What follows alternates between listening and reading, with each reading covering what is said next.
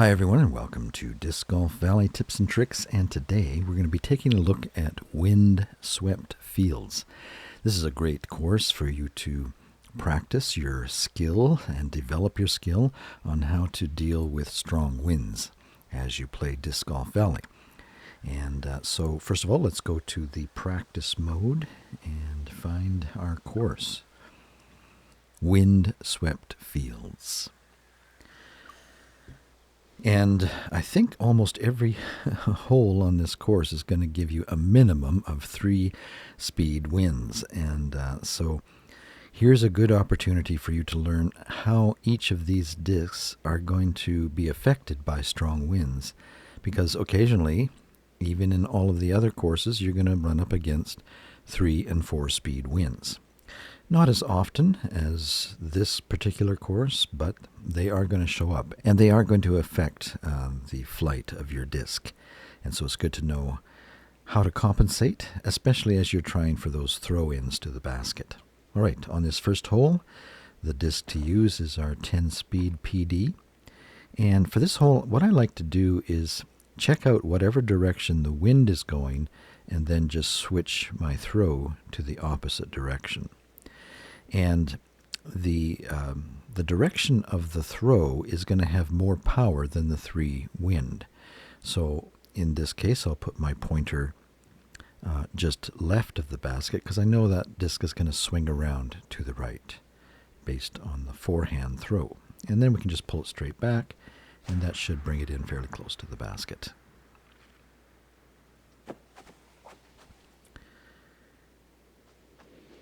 And if the wind is in the opposite direction, we just do the opposite. Let's see if we can get that. Yeah, that's the opposite direction, so we'll just leave it as the backhand, go for our PD disc, and this time we'll put it to the right of the basket and pull back. Maybe not the full pull back, because remember when you're shooting backhand that it does go a little further, so we can hold back on that a little bit, and we should come fairly close to the basket. And maybe even a tap in. No, not quite. All right, that's hole 1. All right, hole number 2. And with the drivers we have in our basket, we should be able to pick up a eagle on this hole. It can be a little bit tricky, especially when you're first starting out, to get the eagle consistently. Even today, I still don't get it consistently, because there's usually a strong wind to deal with, and you have to keep it in mind. If you're not careful, you can run into problems. But what I like to do is, first of all, bring it down quite a bit, and that helps to minimize the effect of the wind, and then compensate for the wind. This backhand with the Zeus is already going to fade quite a bit, and then you've got a wind that's going to affect it, that's going to fade it more. So we need to compensate by putting quite a bit of an anhyzer on it. And this disc bounces a lot, and so I would pull back just a little bit, and let's see what it does.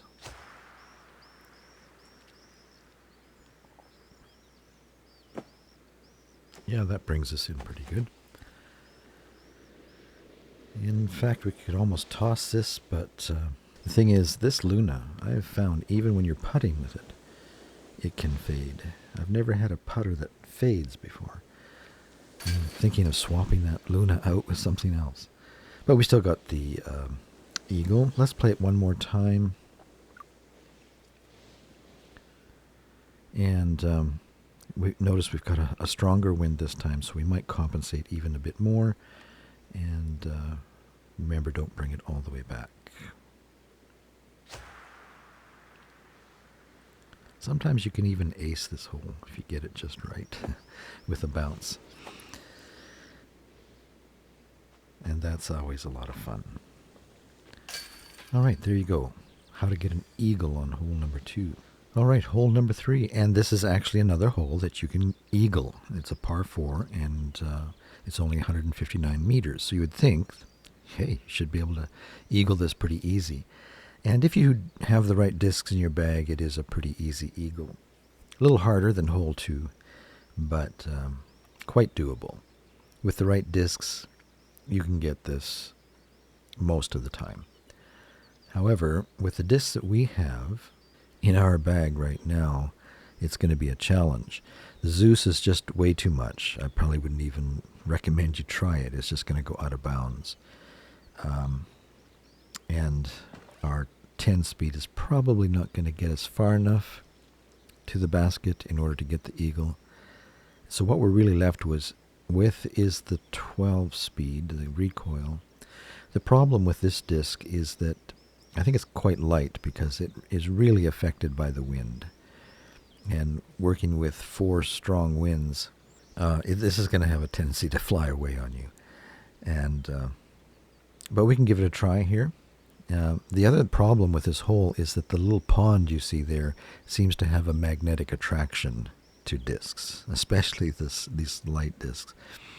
And so if it gets anywhere close to the pond, that's just going to draw it in like a black hole.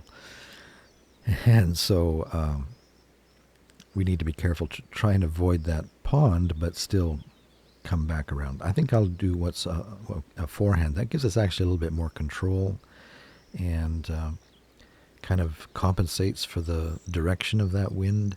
And I'm going to point it right at this well. It's hard to tell that it's a well, but as you get closer, we see that it's an old style well. And then I'm even going to put a little bit of anhyzer on that, I think, and try and avoid that pond.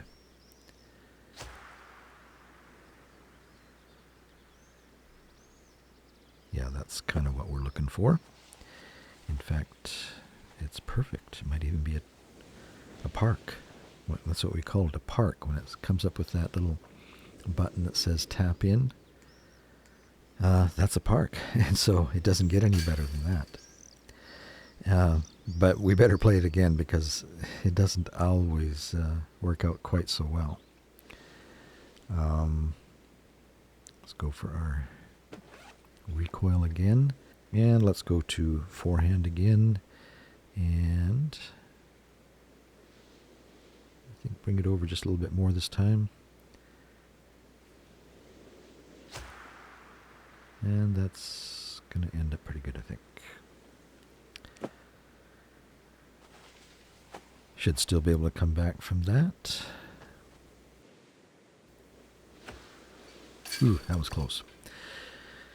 But we got our eagle, and I think we can move on. Yeah, I would say spend some time on that one, practicing that one.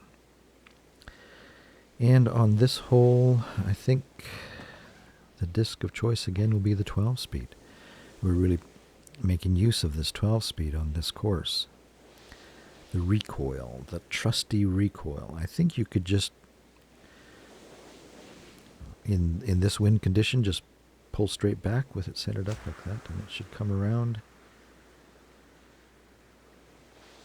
It should bounce off that hill and come back. I think we're in good standing here for a throw-in, or a putt, a toss. And I don't know if I need to show you anything more on that. I mean, different wind conditions, let's see, could change things. Let's replay it. All right, here we are working with a backhand and a very strong wind in the same direction, so we would want to shake things up a little bit here. We might even go to a forehand shot and put a little bit of a anhyzer on that. And even then, it's off in the wrong direction a little bit, but I think we're close enough. We should still be able to get this 22 meters. Strong wind behind us. You wouldn't bring it down below the basket if the wind is behind you. If the wind was coming straight at you, then you would probably point it right down below the rim of the basket. But when it's kind of behind you, that disc isn't going to lift up as much, and so I would normally put it something like that and hope for the best.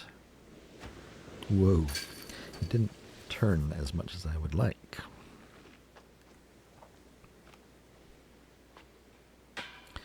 See what I mean by that Luna actually fading on a toss? In the next round, I'm going to get rid of that Luna. I just do not like it. All right, we'll just rethrow that and use the Svei. Change it to a throw, and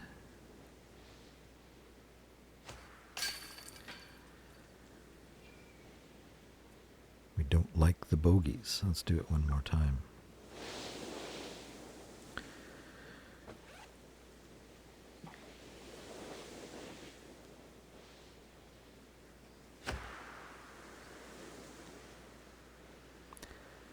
With this disc, the 12 speed on this hole, there will be the occasion where you get an ace.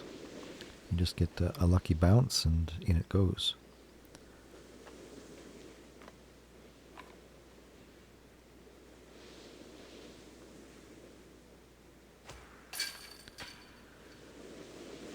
But for today, we'll be happy with the birdies. Next hole. All right, here's another eagle hole, usually. If you have the right discs again, I'll put that in there. The Zeus is just, because it bounces, it's going to bounce probably into the river or up over the hill. It's just too much disc. And so you really don't want to use a skip disc on a hole like this. It's just too unpredictable where it's going to land. And so the only other option that we have really is the 12 again. And the 10 might make it close enough. Let's just try that.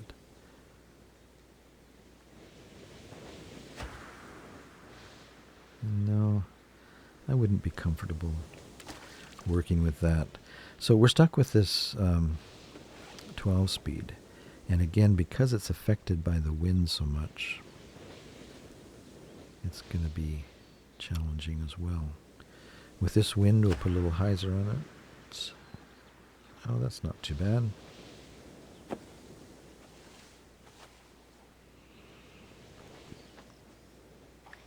Let's see if we can get some other wind conditions, because the wind can really vary on this hole. All right, so now we have the wind in the opposite direction, and if we take our 12 at this point and put our pointer about there, it would be in the river, because that wind is just going to bring it around. So what we almost have to do, unless we put a real anhyzer on it, but I think I'm going to bring it over more to about here under this tree, and just put a little bit of an anhyzer on that. And see if that brings it around to where we want it. That's not too bad. It's still a little risky there.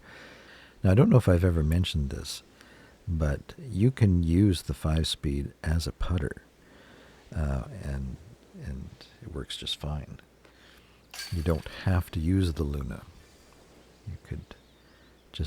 You could take the Luna right out of your bag and just use the Svei for putting and throwing. Okay, this hill, if you grab your 10 and point it up to about here and put just a little bit of a hyzer on that, it should drop down fairly close to the basket. If it doesn't roll away on you. It's the throwback that can be the killer on this. Let's get the Svei and use a throw. Because of the wind, you need to make some adjustments or it's going to hit a rim.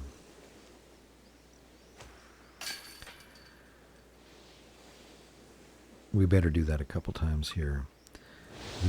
It looks deceiving. It's just a short hole. You should be able to, no problem, get your birdie. But because it's behind the hill there, I guess, and you have to go around the hill, it's a little bit of a challenge. Let's switch this to a forehand. Because of the direction of the winds, I often come the other way when the wind is going that direction. Point it up to this tree here and grab the 10, and again, just put a little bit of a hyzer on that. It should swing around, and sometimes even get an ace. Whoa! Almost did. Now, because it did that, it put us a little further away than it normally would have. If it would have hit the ground, it would have stuck pretty close to the basket there.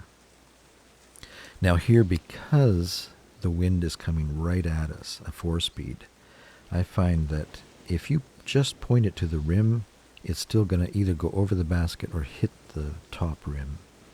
So I usually, when it's a 4 wind coming right against me, I take my pointer a little bit below the rim, the bottom rim, and then it should go in. Ooh, just barely.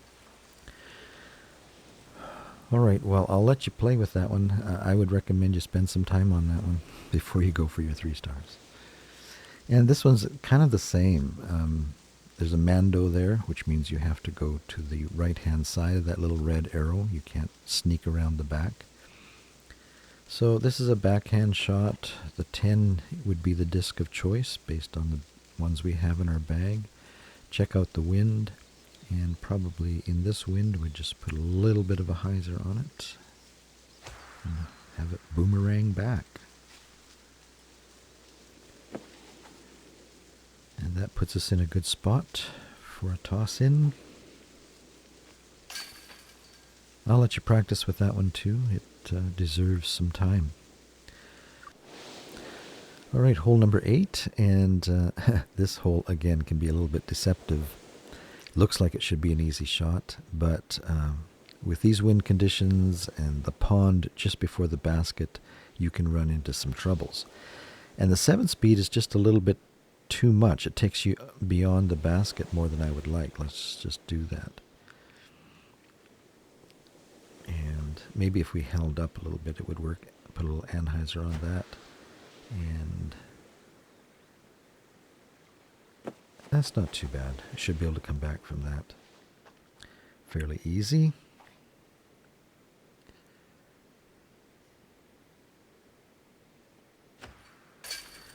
For our birdie. But I've found that a 5-speed also works here.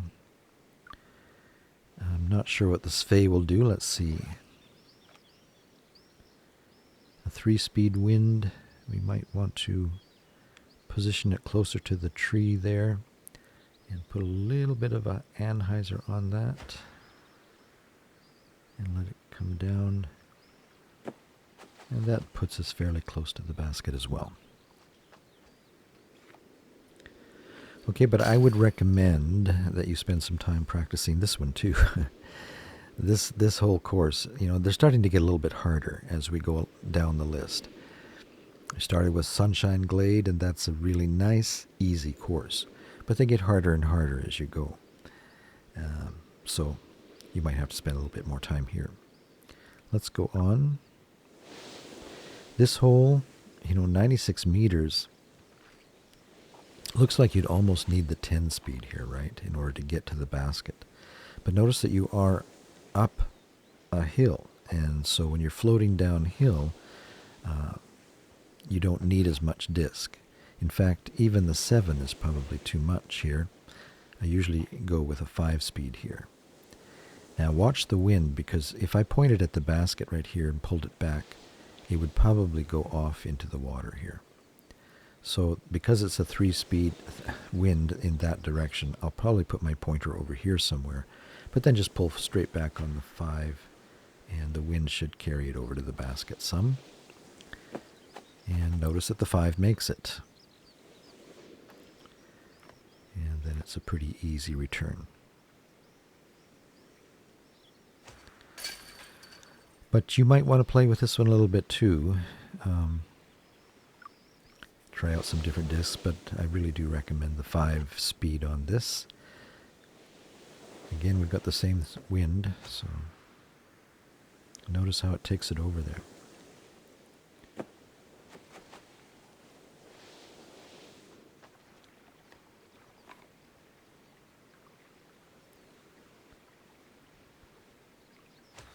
All right, well, there you have it. There's our practice mode. All right, I think what we're going to do, now that the courses are getting a little bit more challenging and it takes a little longer to show you how to get the birdies and the eagles and the lines and the different kinds of winds, that we'll do the practice round in one video and then do the 3-star in a separate video, just so that the videos don't run so long. So we'll sign off for now, and hope that you were able to pick up a couple of tips. If so, give it a like, and we'll see you next time here at Disc Golf Valley. So long for now.